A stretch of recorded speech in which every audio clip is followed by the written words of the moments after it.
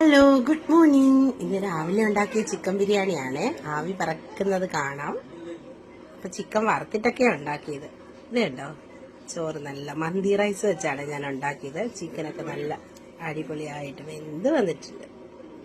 അപ്പം ക്യാഷും കിസ്മിസും ഒന്നും ഇട്ടില്ല, നോർമലി ഉള്ള ഒരു ഇതാണ്. ക്യാഷും കിസ്മിസും വേണ്ടെന്ന് വെച്ചു.